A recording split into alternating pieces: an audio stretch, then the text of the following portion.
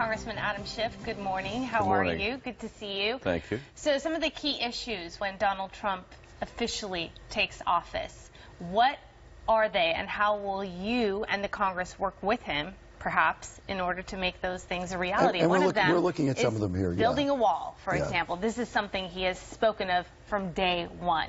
Or repealing Obamacare. Also, he has talked about removing illegal immigrants and withdrawing the deal with Iran, calling it the worst deal in history. We should mention so these are just some of the things. Criminal immigrants, illegal immigrants, and a tax cut. We threw all those things up there. But a larger issue here for you at this moment is you are a Democrat.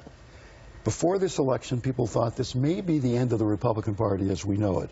It turned out it may be the end of the Democratic Party as we know it. You're in a lonely position.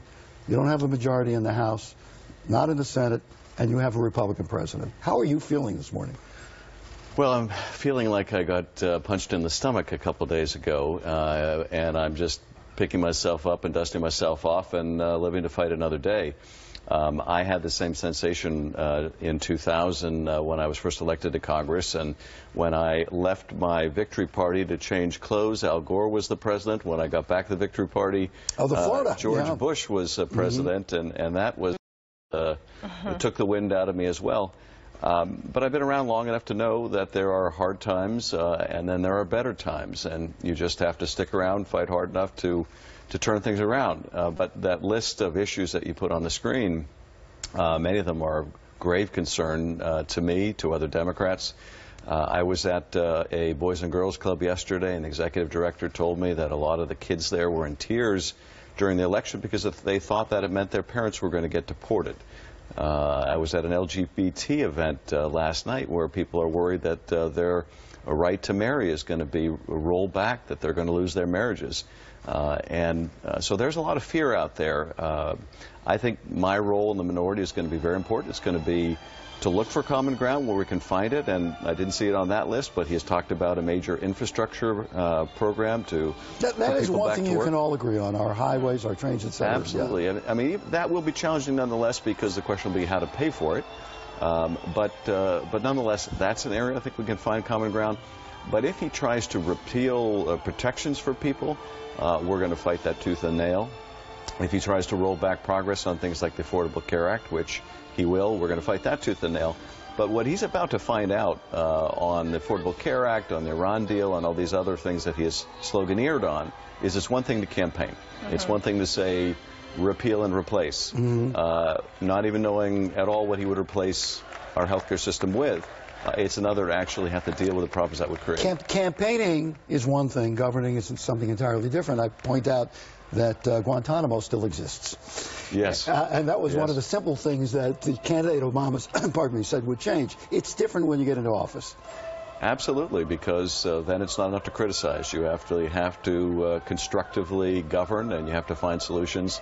And that proves to be very complex. If Trump tries to repeal Obamacare, what is he going to say to all the people with pre-existing conditions who can't find health insurance anymore? Do you think the president today, for example, in this meeting, would try to convince him to not repeal Obamacare or perhaps to keep certain parts like those who have pre-existing conditions? Because if he repeals Obamacare, 20 million people here in California would be affected by that. So is there a chance that perhaps they can pick and choose which part of the law to keep? Well, I'm not sure that anything the president says during this particular meeting will sway him on something he's been campaigning on. But, you know, Donald Trump has proved one thing over the years, if anything, and that is his views are completely malleable. He has taken diametrically opposing views over the years on things like reproductive choice and other things you would think would be more fixed in terms of their beliefs. So I don't think we have any idea what to expect of a President Trump. My impression of him is that the campaign was one thing, and being president will be something different. He's going to have to satisfy those in his base where he's been saying he's going to repeal these trade agreements and he's going to renegotiate them and say a lot of things that sound good but are going to prove to be very difficult to do. Well, that's the tricky part, because he still has to appease the people who got him elected because he made these promises. At the same time, the country's divided, so he has to try to figure out how to make them come together. Before we wrap it up here, and I know you have to go, how'd you miss it? so badly? Well, we all missed it. I think what we miss more than anything else is that when you look at polls, you make a certain assumption about who's going to turn out. And here, a lot of people turned out. A lot of people were his supporters. They weren't even the people who attended the rallies, which, were large in their presence, but a small number of people in terms of the electorate. But they represented a lot of other people who don't often vote, who did come out and vote. A lot of passion. And Congressman Adam Schiff, you're from California. You know, this is an anti-Trump state. But you are a congressman in the United States of America, and it's a whole different story. No, that's absolutely true. And one of the things that this election, as the last several have revealed, is we have a tremendous divide in the country. And we're going to have to find a way to bridge that divide. We're going to have to find a way to bring the country together. I'm a big believer in something Bill Clinton once said, which is there's nothing wrong in America that can't be fixed by what's right in America. And we have to, again, appeal to what's right in this country. Congressman, thank you so much for coming in this morning. Good to see you.